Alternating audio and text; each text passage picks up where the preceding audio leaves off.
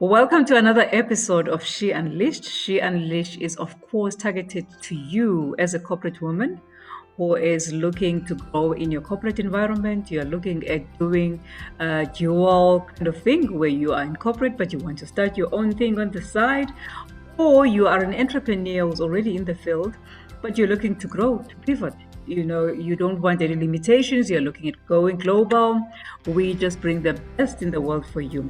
Today, particularly, we're talking something very important. We're talking the financing, the funding, because every woman keeps on asking me about the funding and about investors, angel investors, about impact investment. Now, today, we've got just the right person for you. Ruby Alcantara is, of course, an impact investor. She's a mentor. She has been all over the world doing her impact investment work.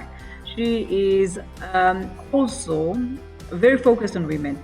She is passionate about women, but also specifically passionate about Africa. She has lived in Africa before. She's now based in Ruby. Where in the world are you now? I don't. Last time you were in Canada. I have one foot, when COVID ends, I'll have one foot in the UK, one foot in Nairobi, and one foot in Vancouver, which makes me tri-foot, 3 feet. With you, I always have to catch up on, okay, where are we now? What time zone shall we set for the meeting? Because it always is changing. Welcome, Rupi, and thanks for finally making it. I know we've been trying to make the time. It's been difficult, but I know this will be a spectacular one. Welcome. Thank you so much, Hamza. It's so exciting to be here, and I'm so excited to speak to all your She Unleashed folks. So thank you so much for having me. Absolutely. Ruby, they want to know about everything that you have to share with them. So, women, particularly during the time of COVID, you would know. I mean, all the reports that are coming out from the UN, from all the venture capitalists, the reports are telling that women have been particularly struggling during this time. And they've been struggling to find access to finance. They've been struggling to really put themselves out there and to put the compelling kind of business cases that will get them in. What are you getting? Because you are right in the skin of things, you are in the business. So, what are you picking up as insights for women? So let's talk even pre-COVID. So Mm-hmm. pre-COVID, women were struggling, women entrepreneurs were struggling to get the funding. So if we just simply look at statistics, when it comes to venture capital funding that women receive in the world globally, women receive less than 3%. 50% of the population receive less than 3%. Sure. Less than 3%. And then Mm-hmm. if you're a woman of color, if you're a Black founder, it goes even lower and lower and lower. Mm-hmm. And so this is a global statistic. This is a statistic globally. So it's been challenging pre-COVID for women to Mm-hmm. access financing. However, there's hope.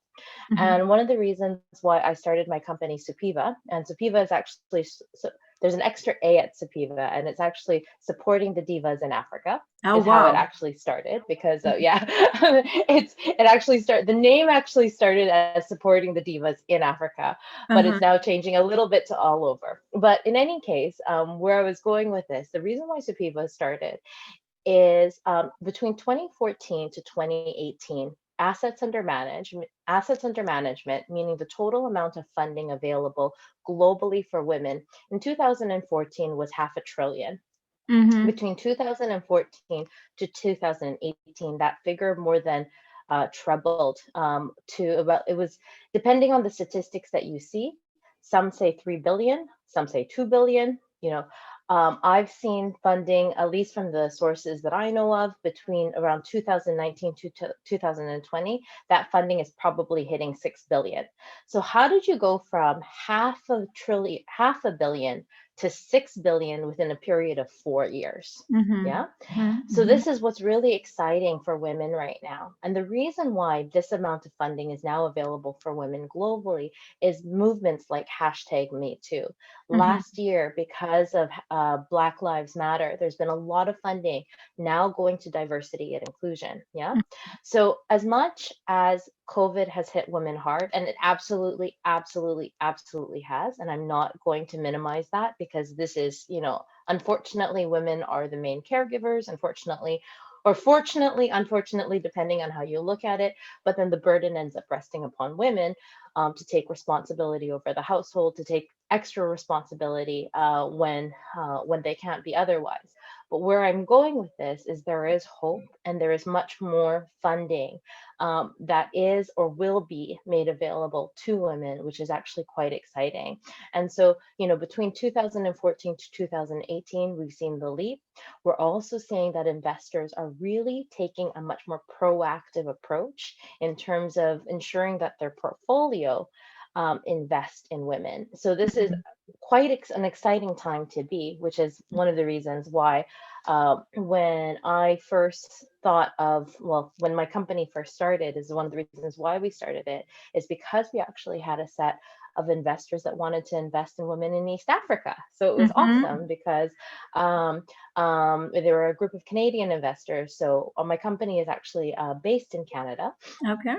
yet we're working with projects and, various opportunities in, East, Southern, and Western, basically Sub-Saharan Africa. Mm-hmm. We don't discriminate. We love all of Africa. All of Africa, yeah, yeah. So tell me, what has changed in the process? Because one of the issues with the whole entire process has been there are guarantees that are being asked from women. There are things, a security that's being asked for women. And most of the women we know, it's either they are starting in the lineage of getting out of poverty, and most of them don't have access to title deeds, to security, things they can use as guarantees for this. What do you see as changing in the process? Because up until that changes, it means money will be there, but access will still be a problem. What I'm excited about, and what you'll start to see moving forward, particularly for funding opportunities in Africa, is there's a lot more of what we see called technical assistance facilities, or things aspects known as grants. Yeah. Mm-hmm. So in finance, we have a term called blended finance. So you Mm-hmm. have your straight, debt, equity. So these are, the typical things that whether you're asking for a loan, or whether you're asking for a shareholder within your company. Mm-hmm. What you're seeing more and more of is grant funding. So it's essentially free money that's Mm-hmm. basically being made available. And this type of money, this type of capital is going towards funding like research and development, funding women with ideas, Mm-hmm. or it's also going to, technical training, technical upskilling. Yeah. Mm-hmm. So you're going to see, and already starting to see a number of accelerators, for example, Mm-hmm. that do coaching, that do mentoring, that are able to support women through the process Mm-hmm. of starting the business. One of the key things that I always say is, as a woman, as any entrepreneur, yeah, if you've come up with the idea, you are probably the best person to solve the problem that's at hand. Yeah, Mm-hmm. particularly for women. And I'm not, our wonderful men are super great too, but particularly for women, you are the best person to solve the problem Mm-hmm. that you have the idea for. Yeah. And women consistently, statistics show, there's a wonderful McKinsey report, which I'll share with you. For every dollar that's invested in a woman, dollar for dollar, compared to their male counterpart, they are actually more profitable than their male counterpart. So Mm-hmm. one, funders know that women are actually more profitable than Mm-hmm. their male counterparts. And so, therefore, what we're going to see, and what we're starting to see, is just much more support to make sure that their funding is going at the starting stages of the business, and then making sure that there's mentorship all the way through, the Mm-hmm. various stages of one's business. Tell me, what about the groups of women? Because you see also with women, there is still that resistance to starting out on their own. And there tends to Mm. be a more shift towards starting up in groups. And is there a leaning towards funding also groups of women as cooperatives or however they present themselves as? I think it really, a lot of the investors that I talk to are quite traditional in the sense that they like to fund an idea, Mm-hmm. an idea, and therefore an entrepreneur. Mm-hmm. Now, the answer that I'll say to that, if the idea is strong and the solution to the idea is strong, Mhm. then why not? Why not fund a cooperative or a group of cooperatives? I'm not going to say like this is a strong trend that I've seen per Mhm. se, and maybe it's not in the industries that I'm typically involved in. Mhm. But I would say that if the idea is strong Mhm. and the solution to the idea is strong, then Mhm. therefore there's no reason not for it not to get funding. Mhm. Now, Mhm. that said, which leads me to which I'm asking myself the next question is that what Uh-huh. makes an idea strong? Mhm. Yeah. And what is it that investors are looking for? But I'm jumping ahead. So, I mean, it's up to you if you want to go in that direction or not. Let's But go there. I Yep, think let's go that's, there. yeah. And this is the thing that I often see with the clients that we have at Sapiva and the clients that we work with Mhm. is yes, your idea might you feel that your idea is strong, but then Mhm. have you done enough in terms of market research and Mhm. evaluating the idea that you have at hand to ensure that yes, while you think it's strong, you also need other people to Mhm. believe in your idea and Mhm. believe that your idea is strong. Yeah.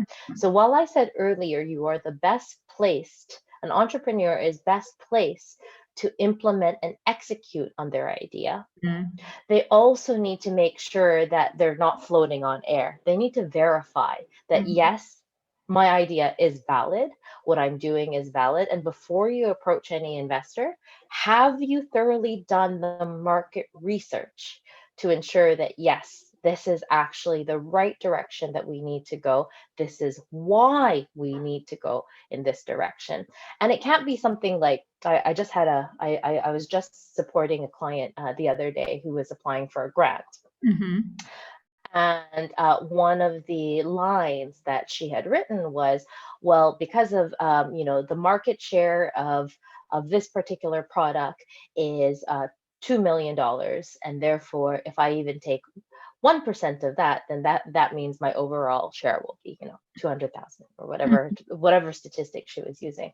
Well, I'm Yep. like, that's great to assume that you're going to capture 1% of the market, but how are you going to capture the 1%? Mhm. What Mhm. makes it, what method, what proof do you have? I'd rather that you say that I've spoken to this, and this client or this potential client. They Mhm. see that we would like for the product to be, green instead of purple. Yeah. Mhm. And Mhm. therefore, we're going to make much more green things because it attracts better light.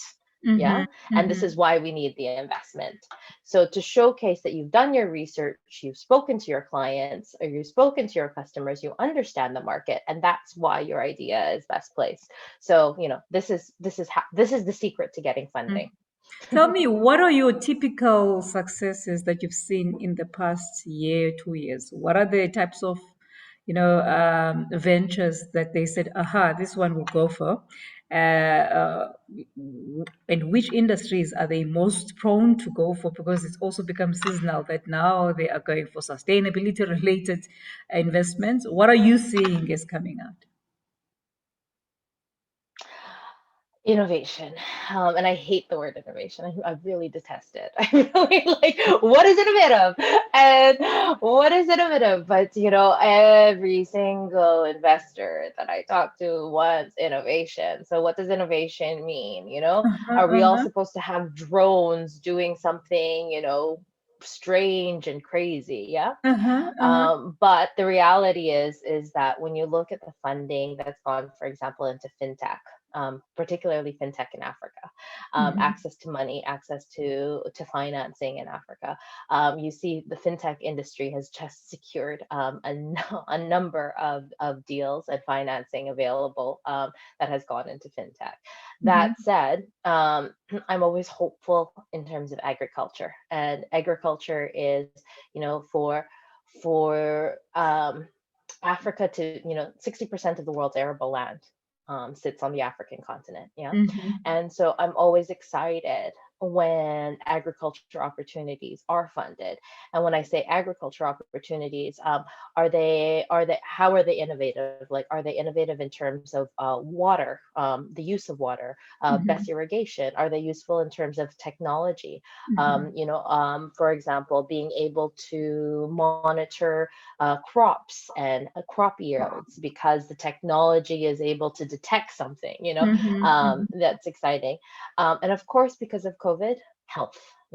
Health is Mhm. just such an important aspect. There's a lot of funding right now going towards health innovations, Mhm. health tech. We're working currently, and there's a considerable amount of funding that's going from Canada into sub-Saharan Africa, and this is to fund women's reproductive health, for a tune of for an entrepreneur to receive 100,000 Canadian dollars, which Mhm. in US dollars, sorry, rand equivalent. I don't know what the rand equivalent is, but the US Yes. dollar equivalent is still just under 100,000. Uh-huh. So this is innovation towards women's reproductive health, women's Wow. health in general, Mm. and gender, like to avoid gender-based violence. And Mhm. Mhm. unfortunately, during COVID, um, all over the world, Mhm. unfortunately, during COVID, COVID actually amplified. Mm. Um, Violence, gender-based violence, etc. Mhm. So, there is funding going towards to counteract, towards ideas to help prevent, to support women in these type of initiatives. So I would say, those are the top ones that we're seeing funding going towards. So fintech, access to finance, making sure people have access and accessibility to finance, agriculture, but that's only because I love agriculture. Mhm. But Mhm. Mhm. but at the end of the day, there's a lot of funding available for agriculture innovations, um, health and health. I would say those would be the top three. Okay. And now I have two questions. One of them is, what is the difference between impact investment and just the normal venture, capital investments? And are you seeing growth coming in impact? Because I've seen all of a sudden there's just a buzz around impact investment. It's like growing everywhere. Yes. So I actually sit as the co-chair for the Membership Engagement Committee for what's called CAFID, which is the Canadian Impact Investment uh, CAFID, Canadian Forum for Impact Investment and Development, which is basically the Canadian Impact Investment Association. So I sit on, as a co-chair for the Membership Engagement Committee. And to answer your question, like what is impact investment? Well, I've worked in impact investment for quite over a decade now, mainly in sub-Saharan Africa. And basically, impact investment is the space where investment meets philanthropy. Now, something to be very, very, very, very, very clear: impact investors still want to see profitability. Mhm. Okay. Mhm. They still want to see profitability. You still need to be sustainable. Basically, if you can't pay your bills, if you can't turn on your lights, if you can't pay your employees, you're not going to be impactful, Mhm. bottom line. Yeah. Mhm. You Mhm. need to be able to pay your employees. You need to be able to turn on your lights. And that's what Mhm. impact investment is about. Impact Mhm. investment is profit Mhm. plus creating a greater impact on the Mhm. society as a whole. So, Mhm. what impact investors will look at, so number one is they'll look at, is your business commercially viable? Do Mhm. you have business possibilities? But then they'll Mhm. also look at the general overall impact that you are creating, whether it's on society as a whole. So, we'll start off with what's called the ESG, environment, social, and governance factors. So, Okay. we'll look at the environment, like how are you addressing environmental issues? How are you addressing social issues? And do you have good governance within your company? Then Mhm. you'll go into much other metrics such as the most common one is the SDGs, the UN Sustainable Development Goals. Mhm. So the aspects like gender empowerment or gender equity, things like no poverty, things like better economic Health and growth, and so education. these Yep. are aspects.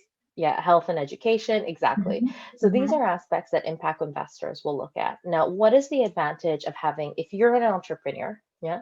And if I'm looking for investment available, what is the advantage of having an impact investor over a Mhm. traditional venture capital investor in my business? Yeah. So if I have an impact investor that's coming at me with offering me equity, and I also have a venture capital investor coming at me with also, let's say, the same amount of dollars, why would I choose an impact investor over a VC investor? Well, part of the reason why I would choose an impact investor is because they're much more patient with their capital. Mhm. So let's say I'm in agri, and in agri, a lot of the it takes a lot of time. So for example, I was working on a we were working at looking at quinine, and a quinine tree, for example, takes 7 years Mhm. to a quinine tree takes 7 years before you can actually, reap the benefits of the tree, of the bark. Yeah. So Mhm. as you can see, in agriculture, you really need that patient capital. Yeah. And you really need, so therefore you need the time to be able to pay back your investors or provide your investors with dividends, which is what impact investors are all about. Impact investors is much more patient capital, whereas venture capital tends to be, they want their return faster, quicker. Mhm. Now that said, there's a number. What's interesting, and a trend that you see, there is not a number of, and we've been working with a few investors on this. There are actually a number of traditional investors. Let's call them traditional, yeah, Mhm. who seek a high return over a short period of time. But part of the metrics that they're starting to look at is they're starting to become impact driven. So maybe part of their investment thesis, so part of the things that they look at is aspects. Maybe they're looking at more diversity and inclusion. So do you have a diverse board? Do you have a diverse management team? And when I say diverse, we start off with women, then we go into BIPOC, so Black, Indigenous, persons of color. Yeah. Mhm. And so this is something that we're seeing with some of the other, let's say, they're not necessarily impact investors, but we'll call them impact driven investors. And at Sapiva, we've been actually working and speaking with a number of investors who won't necessarily go full blown impact investment. Yeah, they won't go full blown, like impact investors will expect you to do a lot of reporting, expect you to have a number of metrics that you need to follow, and Mhm. therefore making sure that you are really measuring your impact. Yeah. So the, and impact investors, there's a lot of reporting involved. Yeah. Mhm. Sometimes it can Mhm. be, I shouldn't say this, but it can be fun with Yeah. the amount of reporting that you have to do. Whereas where I'm saying with some of the other more traditional investors or other investors who are not necessarily, they're not classified as impact investors, but they'll Mhm. be impact driven or impact orientated.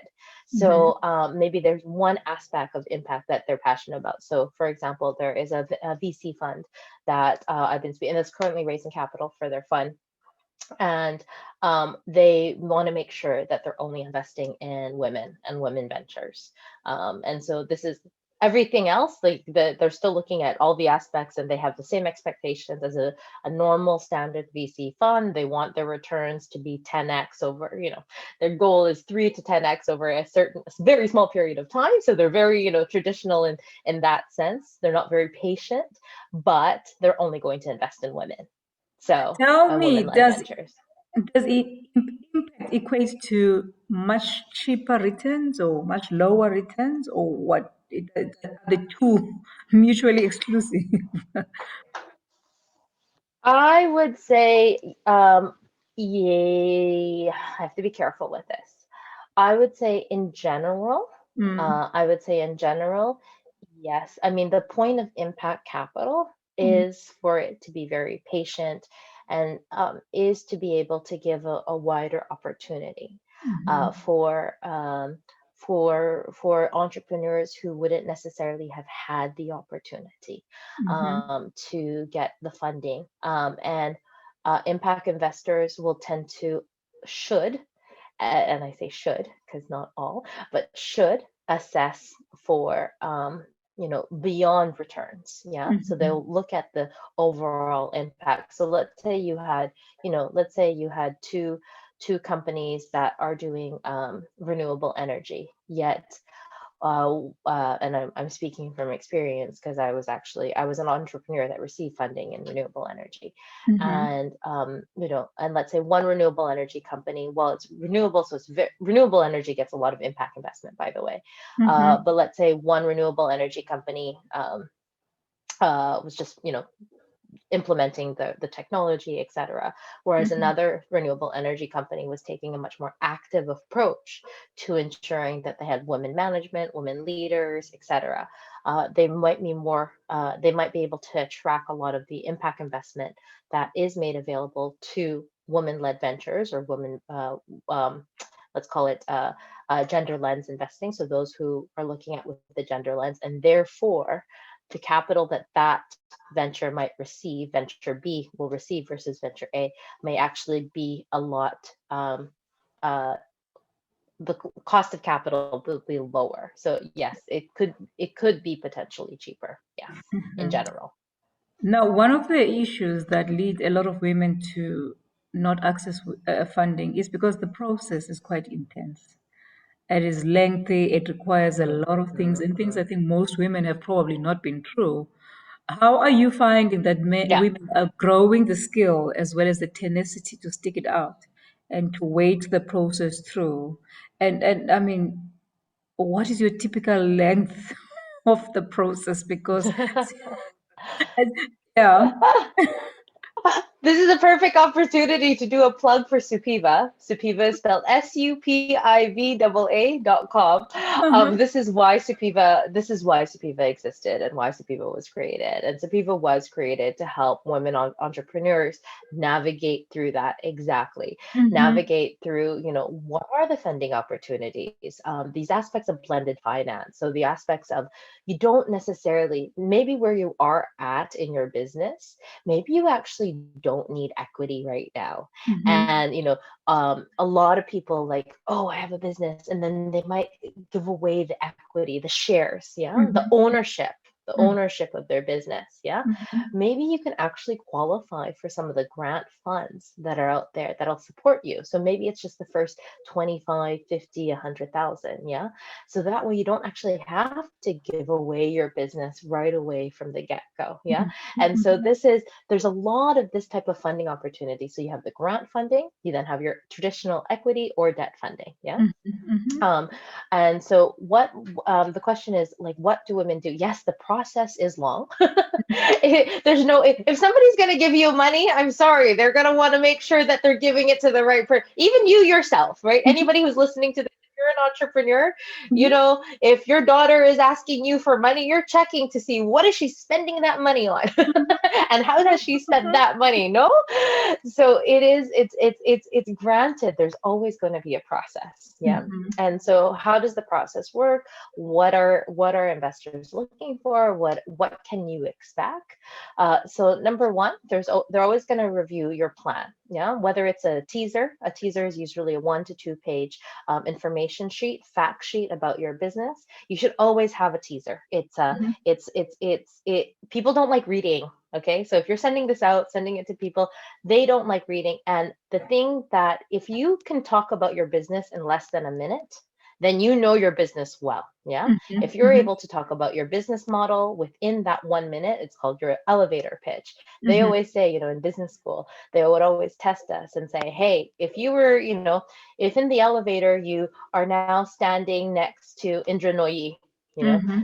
and Indra Nooyi is in your elevator, and you're like, oh, it's Indra Nooyi, yeah. Or if Mm-hmm. it's Sheryl Sandberg, yeah. Uh-huh. Uh-huh. How are you going to talk to somebody like a Sheryl Sandberg or an Indra Nooyi? By the way, did you notice that I use women Uh-huh. CEOs I as saw that. I saw examples? that. Like, wow. Okay. And we have a couple as well. So I was very. So you've got 30 seconds in the elevator, and what are you going to do? So number one is women should always have, a very small, short summary Uh-huh. about what is their business about, and part of that is how does your business make money? So two questions: what is the idea? What is Mm-hmm. the problem? Thus, what is the idea to be able to solve the problem? And Mm-hmm. then two, how does your business make money doing that? Yeah.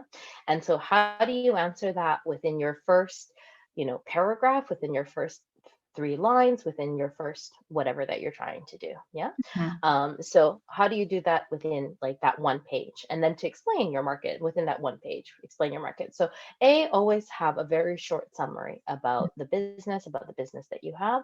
Then make sure that you also have either a business plan or a pitch deck. Okay. A lot of people usually like having business plans. What I find with a lot of investors that we work with, they prefer pitch decks just Yeah. because, straightforward to the point. Mhm. And once again, investors don't like reading things, like not in the beginning, okay? Not in the beginning when you're trying to get their attention, when you're trying to score their meeting. They're going to like reading things after they were like, oh, we like you. We Mhm. want to talk further to you. Then you bet your bottom dollar, you're going to have to make sure that everything is really clear, really sharp. Yeah. Mhm. So then the next phase of that, so once you have your initial materials, you have, you're solid in terms of how you're talking about your business, making sure things are succinct, as well as you have a lovely presentation. Then when you are then going out and reaching investors or reaching funders, know that there's a process. No one is going to give their money away like that unless you're talking to your auntie, uncle. They always say when you go for investments, go for friends, family, and foes, or Mhm. fools is the other Mhm. F. Friends, family, and fools or foes, however you want to say. But even still, I bet you anything, if you're going to talk to Auntie so and so who has a lot of money because she's invested in real estate, yeah, I bet you anything, she's going to ask you a lot of questions before she gives Absolutely. you her hard earned money, yeah. So you better be ready Absolutely. for questions. Yeah, no matter who you're talking to, you always need to be ready for questions. And what Mhm. are the type of questions that we're looking at? So number one, what is your idea? As I mentioned before, what is your idea and how does this solve the problem that you see at hand? Number two, how does your business make money? And then number three, in terms of how does your business make money, what are you going to be able to do to achieve that? Yeah. Mhm. So, what is Mhm. your market strategy? What is your, have you already spoken? Do you already have a couple of clients already? Uh, Mhm. do you already have what's called an MVP, a minimum viable product? So let's say you've invented a new headset, and I'm Mhm. holding these because this is just easy. So you've invented, but do you already have a prototype? Have you Mhm. already invested in a prototype, or why do you need the money to invest in the prototype? Mhm. And the big question is, with the money that you're asking for, what are you going to use the money for? Yeah. Mhm. So I would say those are the real key questions. The second part of your question is you asked how long does it take? Yeah. Well, it Mhm. depends. A capital raise round, if you, depending on what stage you are in the business and where you are in the business, and depending on how much capital you are raising, it really, really just depends. Mhm. Um, Last year, there was a brilliant entrepreneur in one of the groups that I'm a part of and we've invested in, and they were oversubscribed. Oversubscribed meaning that they received much more funding. They were targeting Wow. 1.8. They ended Mhm. up raising nearly 3 million. Yeah. Mhm. Mhm. Because their idea was solid, because where they were solid, it was, the timing was right. They ended up, raising a considerable amount over target. Now that's amazing. On average, you could expect that it's going to take you at least 6 months from the Mhm. point in which you first have a conversation to the point in which you actually receive and deploy the capital. You're not going to receive it tomorrow. You need to make Mhm. sure that if you know that you need to go out and receive funding, you need to give yourself a good 6 month window, because Mhm. if you're going, for example, for a grant, yeah, how it works is the application goes through, it goes through a committee, the committee reviews, trying for these committees to come together. Sometimes they only meet once a month, sometimes they meet every other month. So the committee that actually does the approval, that's the challenge, is when do they actually meet? Yeah. And then once the committee approves, then there might be additional due diligence that's done. And due diligence is really that screening to understanding your business. Also, depending on the investor, they may actually want to travel to visit your site. Maybe you have a factory. So, for example, Mhm. there was a couple about 2 years ago, we were working with a South African entrepreneur who were looking at cannabis, doing cannabis in Lesotho, and yeah, Mhm. was it in Lesotho? Lesotho in South Africa. And so, the investors actually wanted to physically see the plant, they wanted to see the soil, Mm. before they make any decisions. So all of these factors take time. So Yeah. at least give yourself you give yourself the headspace of at least 6 months. It's not going to Mhm. come tomorrow. Yeah. And Mhm. then usually, typically, depending on the amount that you're raising, if you get it like within a year. So, and here's the other thing: you may actually, let's say you're trying to raise like 1 million. Yeah, you may get like the first quarter of 1 million very early, and then it might take a really long time to get the next little bit that you're looking for. Yeah. So, but Mhm. always be hopeful, be persistent. It just takes time. Awesome. Ruby, it's been so exciting talking to you and just learning a bit about the world of financing and all the exciting things and the waiting and then the impact investment and all the reporting requirements. It's been lovely. So, if people are looking for you, where do we find you? And is Aspiva only limited to Canada? I see you're working a lot with Africa people. So, if people wanting to reach Yeah. want to reach. So Mm. So Sapiva, actually, most of our clients are African.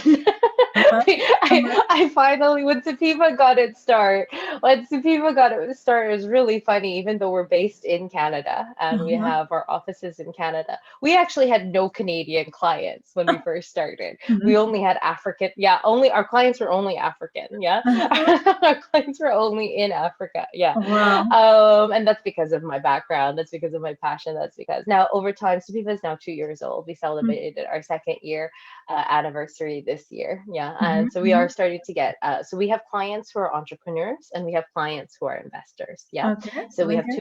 two groups of clients helping them through and navigating through the gender lens investing space. Yeah. Mm-hmm. So if they're an investor looking to raise capital, we help them on that side, and then, which is great because then that helps feed into the entrepreneurs, and for entrepreneurs who are looking to the support in terms of how do you navigate through. One, we do aspects like a 360 business diagnostic where we see where you're at in your business. Maybe you're not ready to capital raise yet. Maybe you just need a sounding board, and that's really what we are. We're your little angel that speaks to you on your shoulder to Mm-hmm. help and guide you through where you are at with your business. Mm-hmm. So there's the aspect of just helping, being that sounding board, walking you through, helping you with your go-to market strategy, helping with you with your target, helping you hone in on what is your business idea. So we provide business coaching, we do 360 business diagnostic, we offer workshops, support in accelerator programs. So that's what we do that's one aspect that we do for entrepreneurs. The second aspect that we do for entrepreneurs is, now let's say you are ready for capital raising. Well, are you really ready? So we Mm-hmm. actually run you through the rigors of, better to do it with us first than, when you're sitting in front of an investor and being like, oh, no, I don't actually have that document. So what we do is we actually put you through the rigors and make sure that everything that you actually have would be ready. So one, we assess, okay, what type of investment do you need, and therefore Mm-hmm. how do you get there? And Mm-hmm. it could be any amount, like we've had funds.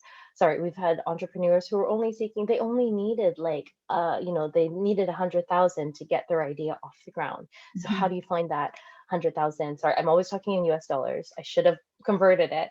But then, Funza, I'm assuming your podcast is going to go all over Africa. So, Absolutely. It's for everyone. so we shouldn't, Yes. And they do know the we won't exchanges that restrict it. happen. We won't Yes. restrict it. Yes. Yeah. Yeah. Because if I'm going in shillings versus if I'm going in Naira versus if I'm going in Rands, Uh-huh. right? We're going to be in the millions and billions, right? So, Uh-huh. we'll keep it to US dollars. So it's a hard currency. Standards. Yeah. Um, yeah. Yeah. But for example, like there's, so if you're looking for a small, let's say you're looking for 50,000, 100,000, what are the avenues to support you on Mm-hmm. those? Or you might be looking for the million or 5 million or 10 million. So we can support you through all the various different avenues and the various channels. The best way to get in touch with us is you can visit our website, supiva.com, supiva.com, or find me on LinkedIn, which I'm more than happy for you to share my LinkedIn profile when you put the description up on the site. Absolutely. And I've had a first-hand experience of working with you. And I just know how patient you are with everyone and just holding their hand and just, taking people from even foundational elements, and working them through, which is really a rare thing. So, our listeners, there you have it. What she says is really what she means. She is as patient, she gives the time, and she really has a passion for Africa as well as women specifically. Now, the last question I have, the relationship with CEO, is it still on? What is happening on that? Because I know that one was Oh, exciting because it was women investing in women and with very oh limited wow! I'm returns. glad Yeah. that yeah, I'm glad that you asked the question. We'll definitely do a plug to SheEO for Mhm, SheEO is a fantastic and a brilliant organization. mhm, Basically, SheEO was founded by a woman named Vicky Saunders, and mhm, she really just sought to disrupt how women were being funded. And mhm, actually, the thing that I love about this model is actually very similar to like the African-based model of we talked earlier about like grouping together, pooling together money and then being able to fund money out. Yeah. mhm, So mhm, what the concept of CEO is, women who are what's called activators. mhm, Women will activate the fund or the loan that's now given out to several women. So let's say you have 1,000 women mhm, giving $1,000. Yeah. mhm, mhm, So basically, 1,000 women giving $1,000, and I say giving. Yeah, this is the idea of being. They have a hashtag, and it's called hashtag radically generous. mhm, And women will put into this fund without any expectations for return. Therefore, the entrepreneurs who receive the fund, really have the freedom to make sure that they're able to manage their business, do what they can do with this money that they then receive. And it's a beautiful, beautiful pool. It's a beautiful organization in terms of how they work. I've like as an activator, part of SheEO, I've met a lot of brilliant women. I actually activated, meaning I put my money has been in the pool for UK ventures. So while I'm Canadian, while the SheEO is Canadian, it's actually funny. I found out about SheEO while I was in the UK. uh-huh, SheEO was launching in the UK. So SheEO is present in 5 countries right now, in Canada, Australia, New Zealand, the US, and now the UK. Yeah. uh-huh, The talks of Africa, don't worry, talks of Africa are there. And there are a number of activators actually from Africa who mhm, have activated in the UK. So meaning they're part of the UK fund that, and this year we funded 5 ventures in the UK. And it's a brilliant, amazing opportunity network. The activators, I think one of the questions that you did have prior is like what support do women need during this time of COVID? And I have to say that the SheEO network has been amazing just in terms of like having that support, having that group of women, mhm, cheering you on, supporting in your business. So the those who have activated, we have these weekly calls. It's a phenomenal thing to have. And actually, depending on when you post this, there is every month they have a global activation event, and so uh-huh. they open it up to anybody can come in, join the event, and learn more about SheEO. So I'm happy to give you that information as well. Amazing. It's been a world of information. And I think for our listeners, we will definitely post your social media platforms where you present and your website so that they can follow you. And if they have any bright ideas, and for all those women who are really wishing to jump off the corporate ladder, as well as the entrepreneurs who are really looking to jump onto the next thing, but also what you offer them is also a global platform. So, as much as there's funding available, there's opportunities for networks and for accessing the global networks in any case through what they're doing. Ruby, as always, it's Absolutely. been a pleasure. Your energy is amazing, and I know the giver in you just wants to give and give and give and give, and I appreciate that about you. Thank you so much, and I will be in touch definitely, and we'll be sure to invite the rest of the women to come through to SheO, but also in touch with the super divas and Absolutely. I like the super divas and we support them at Sapiva. No, thank you so much. It's been such an honor and a privilege to be here. So thank you so, so much. Thank you so much, Ruby. To all our listeners, that's an awesome one. All the best.